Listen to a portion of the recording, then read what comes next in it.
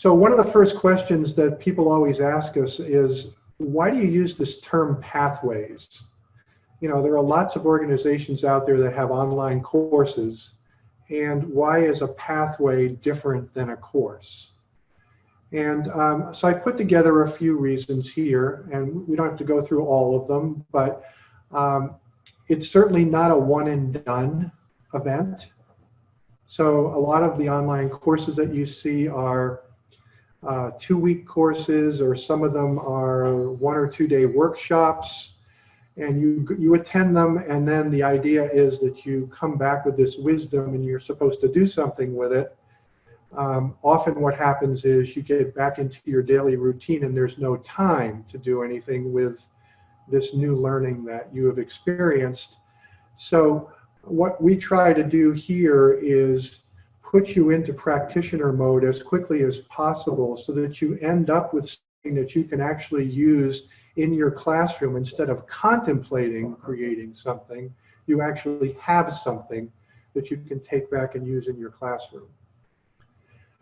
We provide teacher choices. It's asynchronous and adapts to your schedule. So we have 4 start dates this summer because we know that people take vacations, although I don't know how common that will be this particular summer.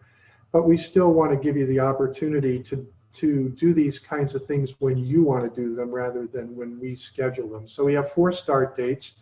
The finish dates are flexible. What we're recommending is that you not go more than 30 days, but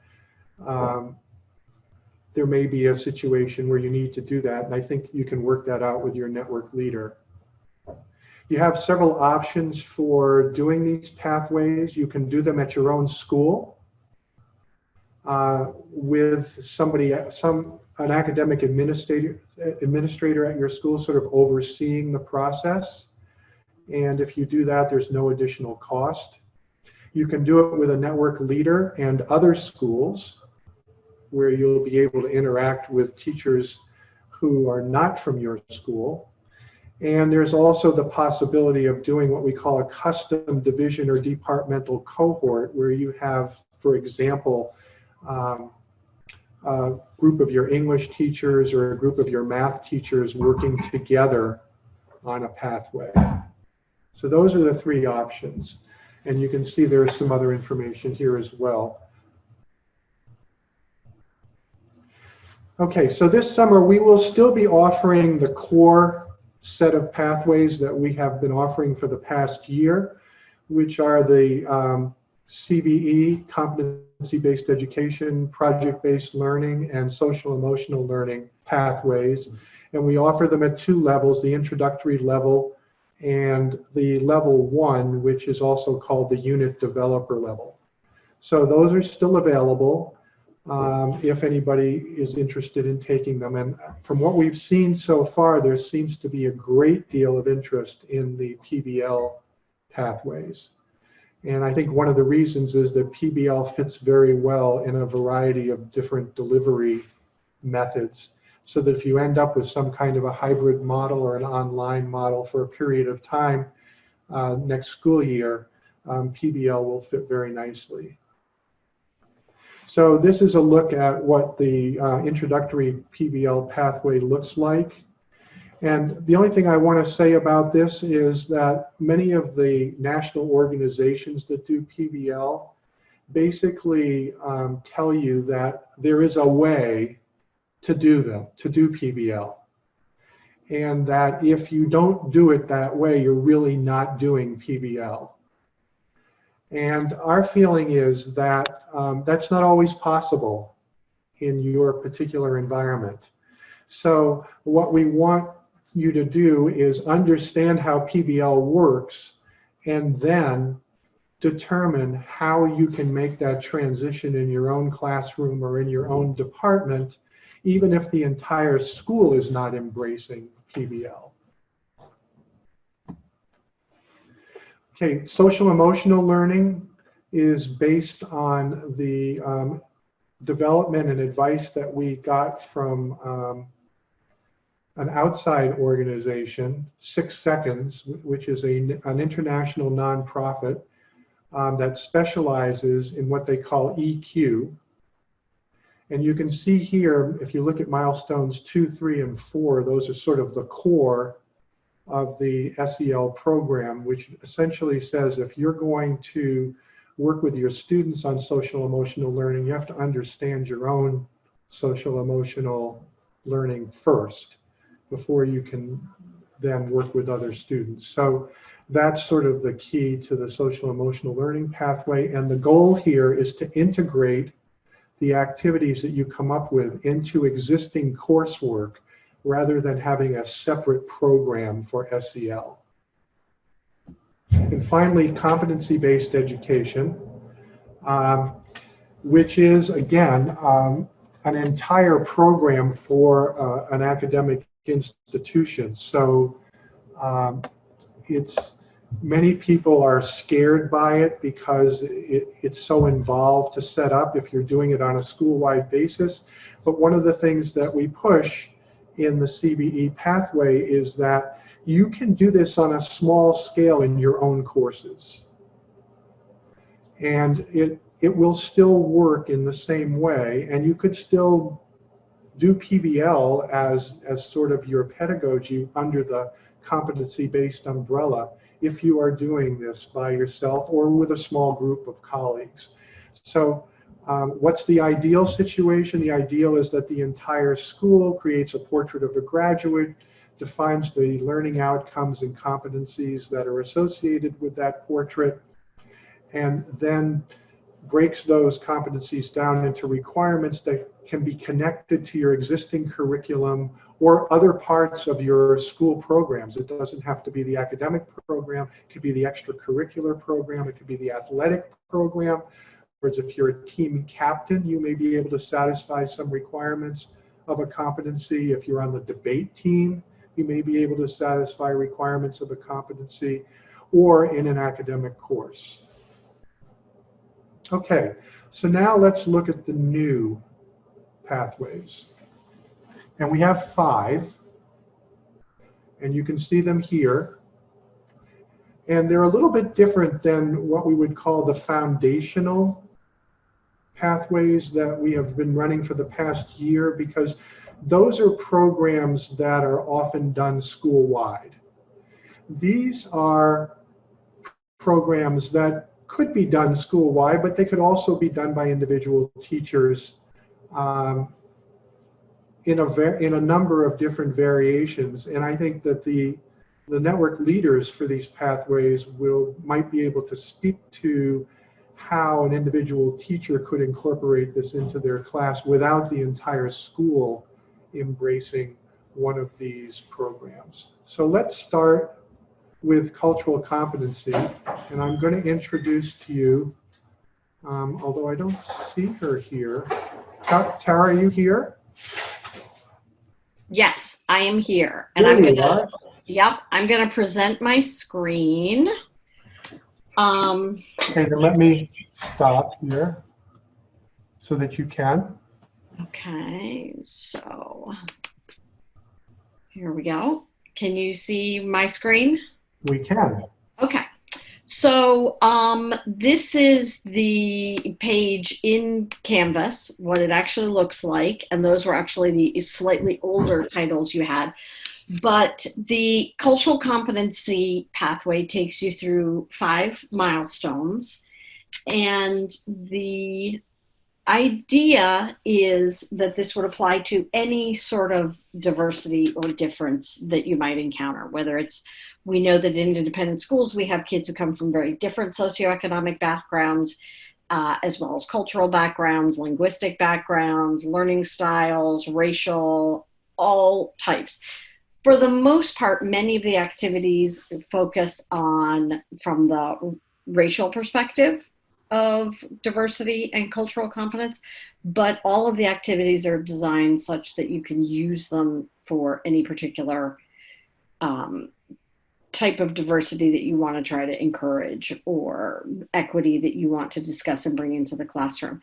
So the introduction is really that. It's an introduction to your personal work on yourself and your identity, and the assumption that we all have identities, and the work that we all need to do understanding who we are and where we come from, and the fact that our backgrounds are such that we go through the world with a film in front of us that's colored by our life experience.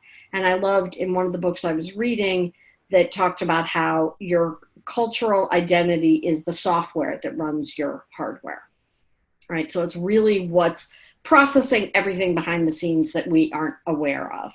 I always laugh because my head of my middle school is from the South, and I am from Connecticut. And I will often go into her office and just start talking. And she'll say, well, hi, hello, how are you? I'm fine. How are you today? So as a gentle reminder that as a New Englander, I tend to be like, let's get to business, let's do it, let's keep moving, my type A personality. And her Southern sensibilities are more about building that other piece in. So these are the 5 milestones. Am I culturally competent? Why does it matter? What are the challenges? And this takes you through things like what stereotype threat? What is cultural appropriation? Addressing the challenges. What types of work in ourselves and in the classroom will actually help us to be more aware? And this goes through things like listening, validating, really empathizing and hearing what other people are saying. What's neuroscience got to do with it? So I read a really fabulous book by Zaretta Hammond that talked a lot about how many of our schools are not serving our linguistically and racially and socioeconomically diverse students because with a lack of, for a better word, voice and choice and interest and those things that spark engagement through using mind-brain education techniques, we're losing a lot of those children in terms of their interest level. And then the last one is building inclusive classrooms, some of the systems and the ways you can set up your classroom to be more inclusive.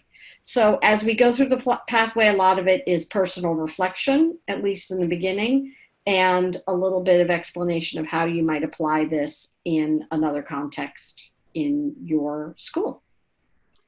So that's... I remember that one of the things that I saw in here was this whole concept of implicit bias. Can you say a few words about that? Yeah, so I think that's in the what are the challenges, right? So unconscious bias, and that really ties into what we're talking about in terms of the culture being the software that runs your hardware.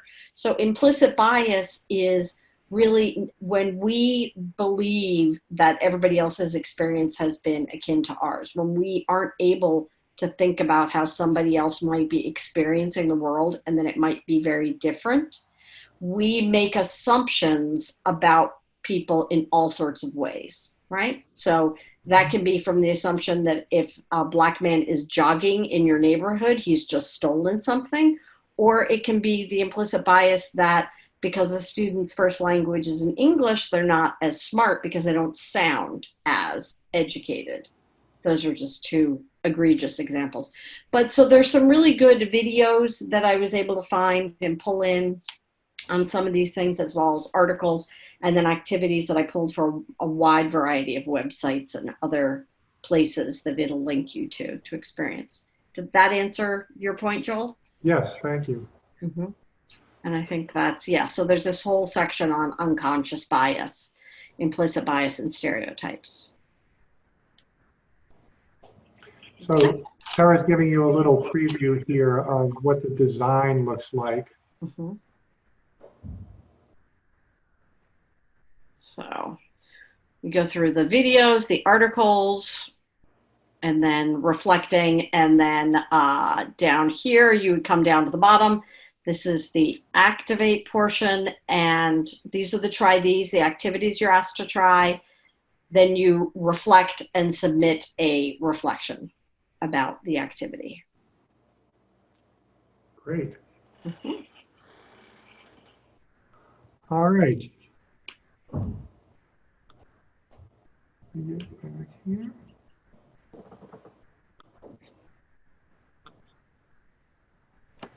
Okay. The next new pathway is called Grading for Transparency and Opportunity. Some of you may have attended one of Joe Friedman's Grading for Equity workshops, and or have been to some of Tom Guskey's workshops over the years. If you have, then you should know that this particular pathway has as its foundation the principles that they have established. But this is an attempt again to really get to the practitioner level, and the network leaders here are two department heads who have been in the classroom themselves and have other teachers who they work with. So they are giving you sort of an on-the-ground look at what happens with our traditional grading systems and how they can be improved so that they're more equitable and provide more transparency to students, parents, and to colleagues. So the network leaders for this particular pathway are Jarrett Colley from the Oak Ridge School, and he could not be with us this afternoon. He was called into a meeting with his head of school, and I couldn't understand why this wasn't more important than that meeting, but he claims that it was. So I'm going to trust him. And we do have with us Nick Dressler from DeSmet Jesuit High School in St. Louis, Missouri. So welcome, Nick. Hello. Joel, do you mind if I share my screen? Not at all.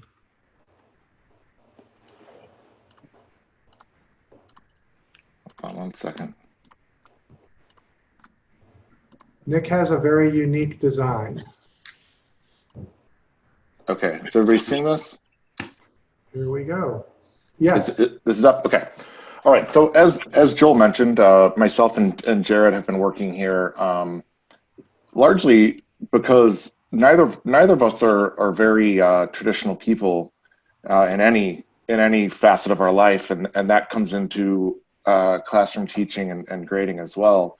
But we both operate in departments and in larger schools that, at least in their grading practices, are extremely traditional, alphanumeric, 0 to 100, which really means 60 to 100, A through F, and all of the flaws that come with that. And so we have subtly, like, one of the ways we met was by kind of hijacking. We had both been kind of hijacking our school system, working within the school system, but also employing measures to give the students and the families more information and a more equitable mark, essentially, than they would have gotten under a more traditional system. So what this is aimed at, of course, is to take you from a spot where you recognize that the alphanumeric system is extremely limited and you want to do something about it, but ultimately you feel as though either A, your school is preventing you from doing that, or B, being some sort of tethering to the College Board is keeping you from doing that. Or even another option where you just don't believe any other grade will be extrinsically motivating enough to get your students to understand what is necessary for the AP. I've heard that argument. None of those things are true. And what we are looking to do in ours is to take you from a spot of concern, but anxiety, to one of familiarity, and then eventually through levels 1, 2, and 3 to some sort of planning, evaluation, and action where you become an agent at your school of equitable grading, however that takes place. And then if we can create a groundswell, enough teachers that want to do this and enough kids that like it better, we can change it from the bottom up, as opposed to waiting for some college or headmaster to tell us that it's okay. I talk to my principal group all the time at my school, and I say, what about this type of grading? And they say the colleges don't want it. And I said, what if we pulled every single family in the school and they all said that they wanted it? And they said, well, then we would change it. So it's like, they ultimately, those are the paying customers. And at an independent school, we all, that's what we're doing. I mean, that is who we are serving, the people that are paying more to go to our schools than they would to go to a free public school. So we need to give them more. One other thing before I get into it, and I do have my timer set, Joel, don't worry. That, you know, when we look at athletics, I think is one that's really clear cut, because it's so objective, and we can see all the skills that are being performed. But if you're a coach of anything, particularly a team sport, you can put a number, like you could give feedback to someone on individual skills within their particular sport. Just take basketball, for instance. If someone came to me, I used to coach basketball. If someone came to me and said, hey, what could I do to be better? I could literally say, you could learn to dribble with your left hand better, or you need to be a better outside shooter, or on defense, you need to do this, that, or the other. But in class, a lot of times, particularly I teach English, like I'll hear a lot of teachers say, you need to do the reading, or you need to take better quizzes. You know, I'll help you with those. If you need help, you just need to come see me. What are we telling them that they need to like, what skills are we telling them that they need to perform better? And so this is to really take the grading away from this kind of subjective alphanumeric system and turn it into a measurement of student performance on assessments and demonstration of skills in an authentic context. So someone who wants to undergo this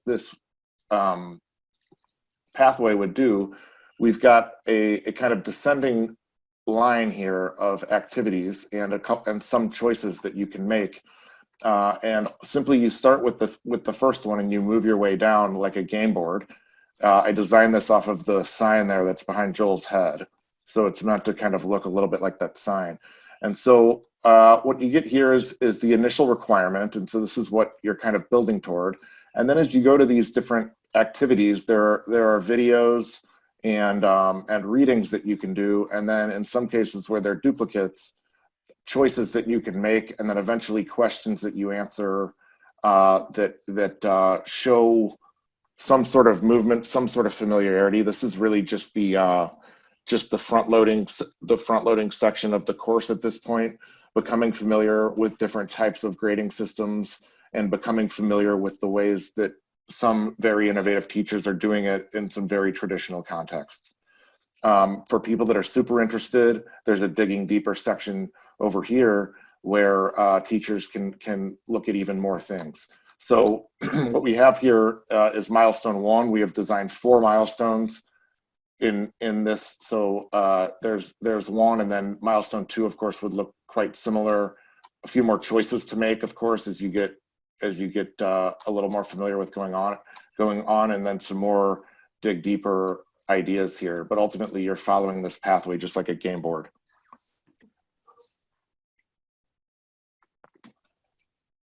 Joel, you're muted.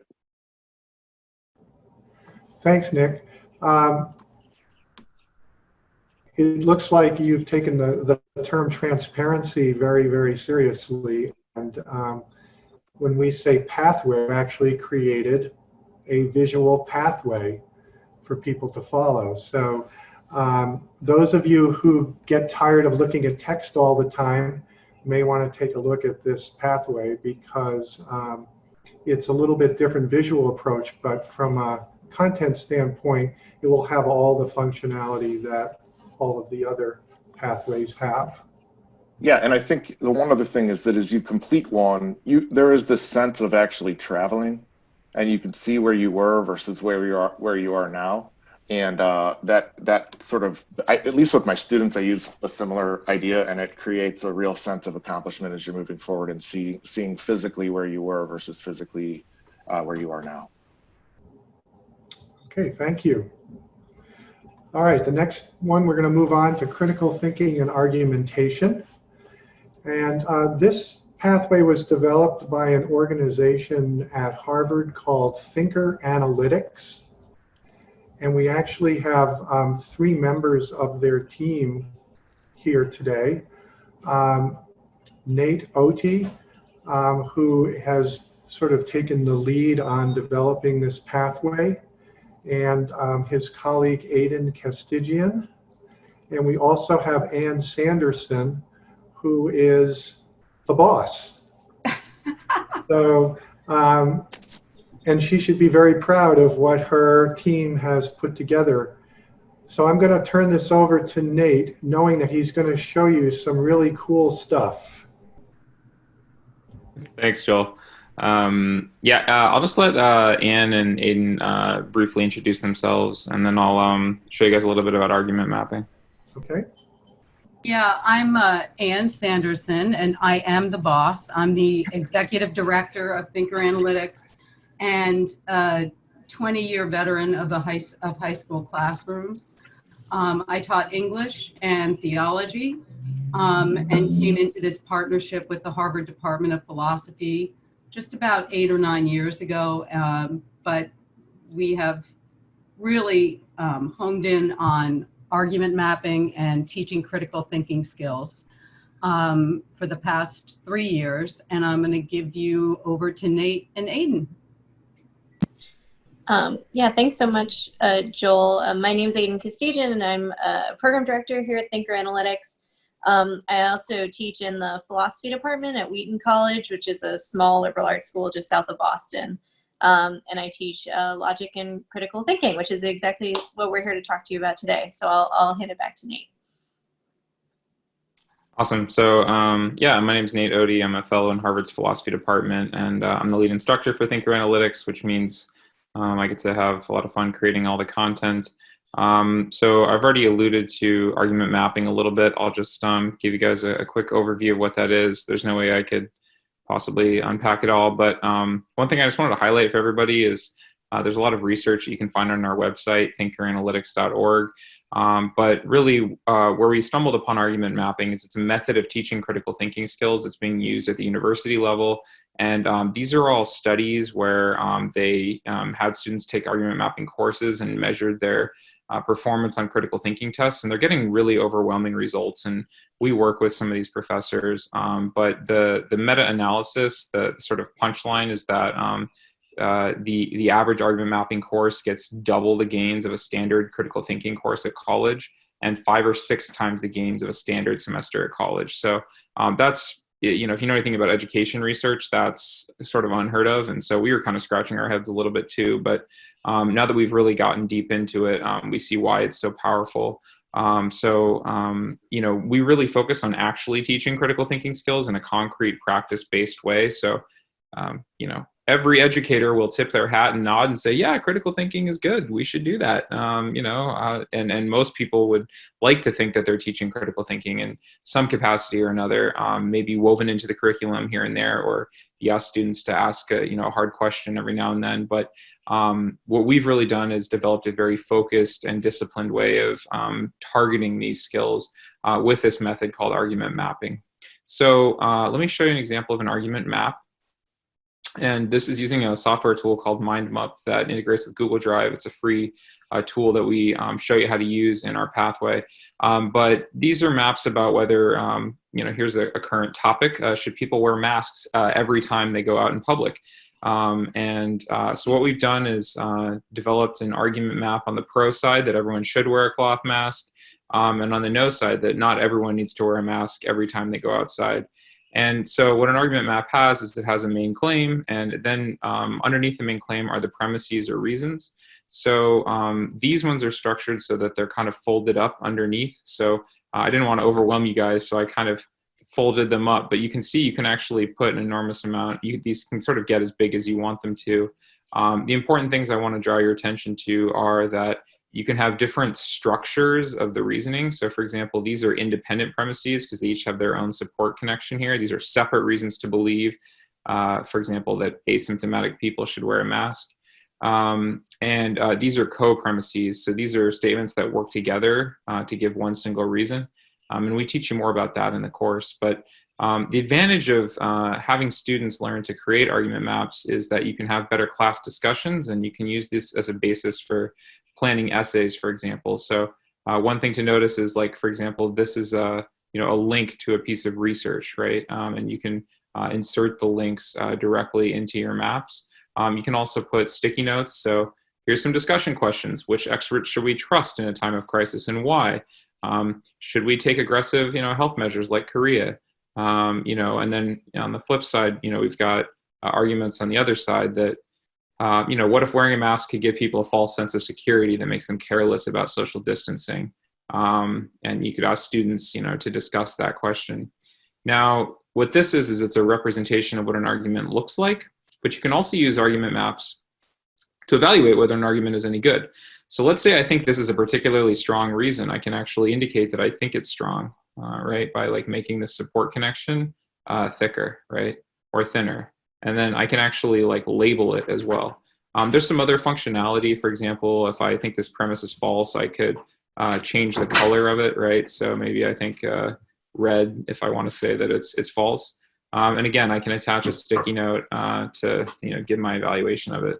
The point is that you can see how this is a really useful tool for teachers to be able to have a discussion with their students or to have student-led discussions. The other nice thing, of course, is that this works really well in a classroom. You can project this on a board, or you can do exactly what I'm doing right now, which is just screen share in a remote learning setting. So given the sort of lack of clarity about what things might be looking like in the fall and the spring, we're very excited that argument mapping is going to lend itself really naturally to either a classroom setting or the remote learning setting.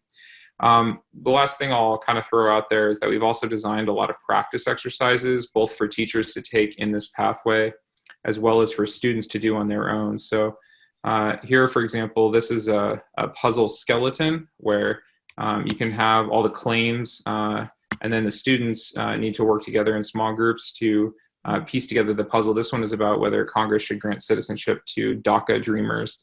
But you can see there's a scaffold here, and then students are trying to figure out how does the argument fit together, and we've got solutions. So that's one example of a kind of activity you can have students do where they're building those critical thinking skills. And we really believe in practice reps. So here's a different type of practice rep. This is these little baby arguments, and then students need to decide, are these independent, sub, or co-premises? So what's the argument structure? And then we have teachers work through some of these in our pathway as well, just so that they can improve their own skills and then be more effective with their students. You know, these are exercises where you're evaluating the quality of the argument by deciding if the support connection is strong and deciding if the premises are true. So I'm just giving you guys examples of different types of practice reps that really build those skills, because we really believe that you're not going to get better at any skill just by watching it, right? Like if I just go watch people play basketball or like see some lecture videos about basketball, I'm not really going to get better at basketball unless I just do a lot of drills. And we think critical thinking, and the research shows that that's how critical thinking works. It's like an instrument. It's like any other skill. It's practice based. So again, we've really taken pains to structure our. I guess I'll stop screen. Just a quick plug for checking out the research on our website. It really is pretty impressive what other folks are doing with argument mapping, and that's why we're excited to bring it to the independent school context, especially for K-12. So you can see on Joel's slides, we've got 6 milestones laid out in our pathway. The first few just introduce you to the basics of how to map and evaluate an argument. And then 4, 5, and 6 are for teachers to apply that to their practice. For example, with helping students create essays and do peer review, peer feedback, and structuring a class discussion. And there's a capstone project there as well. So I think that covers most of the high level stuff. And I'm super stoked to answer any questions you guys might have, or nerd out about the details, or chat with folks after this call, or shoot me an email or something like that. So thanks. Okay, thank you, Nate and Aiden and Ann. That's really good. I'm thinking about taking this one myself. So actually, I'm thinking about taking them all, but I think I may do this one first. I do go through them before they're released and try to look at them from the standpoint of somebody doing one of these pathways. And I'm constantly amazed at how creative the people who develop these pathways are in terms of coming up with really good questions and activities for teachers to do. So I think we've got some really good material for all of you coming up. Okay, whoops, too far. Here we go. All right, teaching STEAM programs. I don't want to make that mistake again. It's STEAM, not STEM. We don't want to forget the arts. We have 2 network leaders for this program. Ideal Gonzalez Saricchio from the Buckley School in California was unable to join us this afternoon because she has to teach. Imagine that. She's a teacher and she has to teach. But we do have with us Simon Huss from the Windward School in West Los Angeles. So I'm going to turn this over to Simon. Thank you, Joel. And wow, you kind of stole my thunder there in terms of, I was going to say the same thing. I just want to take all these other pathways. How impressive. I tried to make an argument map for why I wouldn't do it this summer, and the only negative I have is laziness. So I need to get on it. My background, just very briefly, I was a scientist and engineer before switching to education about 18 years ago. I've been in the classroom for that long, mainly teaching some parts of the different letters that make up the STEAM acronym. So a lot of science classes, engineering, technology, and math. Rarely do they let me teach anything in the art world. But what I found, that I know that Ideal has found too, is so often we want to really get our kids in these siloed disciplines familiar and exposed to real world problems. And this comes up again and again as we talk about with teachers, authentic experiences, kids having agency, solving problems and challenges that exist in the real world.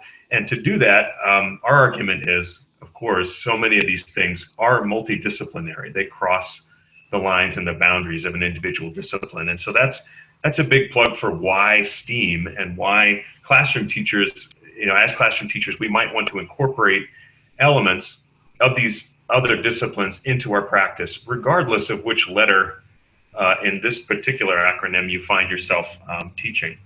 So the goals of this introductory pathway are really to familiarize teachers who take it with different aspects of STEAM, reviewing existing exemplars of STEAM programs and STEAM projects within various contexts in classrooms. Really also looking at both anecdotal evidence as well as some research-based evidence on the efficacy of combining the different aspects of STEAM and the results for learning outcomes within your individual discipline. And what we're asking teachers to do as a part of this review process is to absorb this content and these examples, and to reflect on, in a reflection exercise, how do these examples really resonate with their own practice. And specifically, when we talk about STEAM in action, we're identifying 5 areas that kind of fit nicely within the STEAM moniker there. We've identified environmental science, robotics, making in the classroom, applied science, and then performing arts collaborations. And so for those 5, we're asking the teacher who goes through the introductory pathway to identify which of those most resonates with what they're doing and what they would like to pursue further. And once they've developed this sense of, oh, I want to take making in the classroom further, or I'd really like to collaborate with performing arts in my existing science class, we're asking teachers as a part of their milestone to develop kind of a skeletal outline for an existing unit within their current practice and how they might begin to do this, including and not limited to identifying challenges, developing partnerships, and what learning outcomes and how those might change to reflect this different sensibility around their existing unit. I wanted to add that we see, both Ideal and I see this introductory pathway as really just kind of a familiarization. It's a stepping stone to getting more involved into the higher levels. So we've developed a lot more in making and robotics and environmental science. And we had really hoped before this new reality to provide on-site workshops to help teachers take the next step. We both work in very well-resourced laboratory and making environments at our schools, and we were really excited about starting the summer workshops for teachers. I think that's probably on hold, but I know that Joel has said that OESIS is willing to take a look at this further, you know, depending upon what the rules and regulations about us all getting together are. But I would say, as a final note, we are certainly thinking about so many of these STEAM activities in this new context too, as we all wrestle with how to do this remotely. How can we have our kids work together on a robot, say, or in a makerspace on a project together when they have to be at home or when they only have limited access in person? So that's something we're wrestling with, and I can imagine that that needs to be reflected in the pathway as we move forward. Okay, thank you, Simon.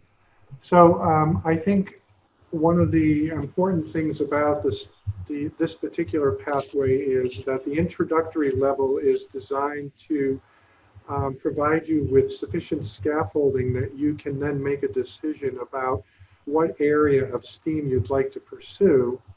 And then in the subsequent levels, you would actually do the program development in that particular area of STEAM at various levels of sophistication and review and revision and those kinds of things. So this is designed to create an end product, which could be a brand new program at your school. Right.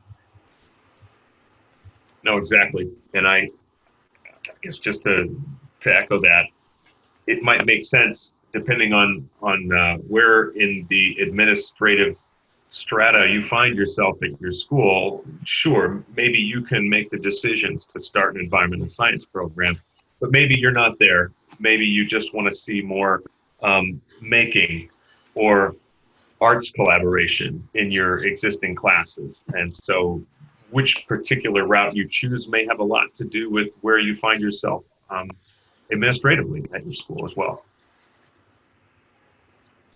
Okay. Thanks, Simon. Thank you. All right, we have one more, and then we'll open up the floor to questions for the last few minutes. And I'm going to have to stand in for Deb Ayers today. Deb is the network leader for the Flex Blended Learning Pathway, and she's at the Flint Hill School in Virginia. So I have worked with her briefly, and we've also worked with Sanjay, who's going to be involved in the development of this particular pathway.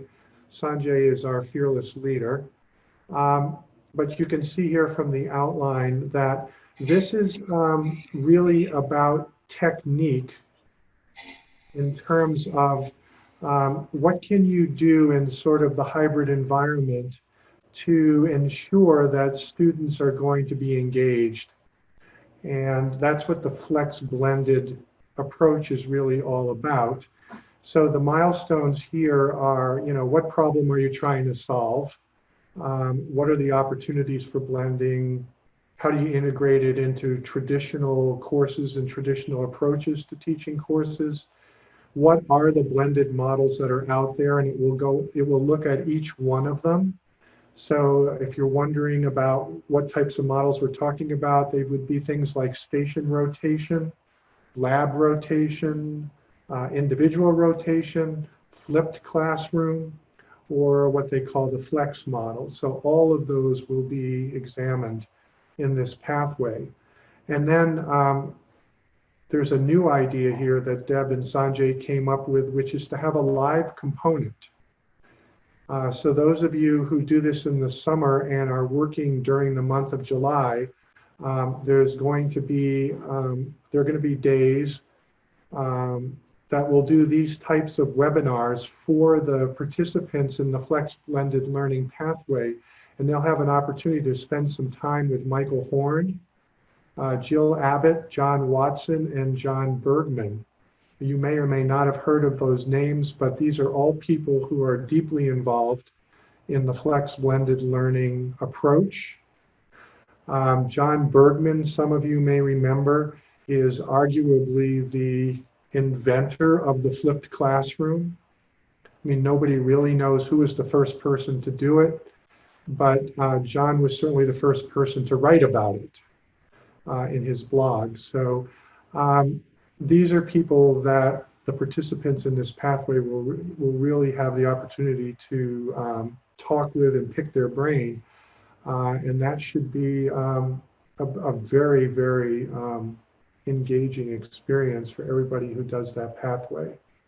So I also want to just make one other comment about this pathway. One of our members actually emailed me not too long ago and said, what are you guys doing about a flex blended pathway? And at the time, my response to her was, well, you know, it's really a technique. It's not a pedagogy or a program. So, you know, we could provide information, but I'm not sure we'll be able to develop a pathway. But I went back and talked with Sanjay about her request. And after a conversation, we agreed that maybe there was something there. And so we contacted Deb Ayers, who has a lot of experience teaching, using the blended method, even in the teaching of advanced placement courses. And she said, yeah, you could definitely put together a pathway. So that's the evolution of this one. It's the newest of the 5, but I am assured by Deb and Sanjay that it is going to be ready for a June 15th launch. So you can definitely consider this one as well as the others. Okay, so we have a few minutes left. So let's see if we have some questions here. Does anybody have any questions about the pathways or the summer reading? Anything you'd like to know about mechanics or more information about any of them?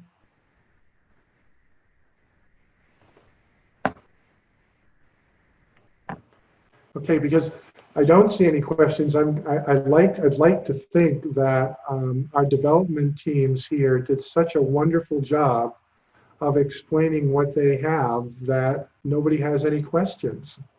I also know that we've been running for a while. And so there's always this issue of Zoom fatigue. Okay, well, I'd like to thank you all.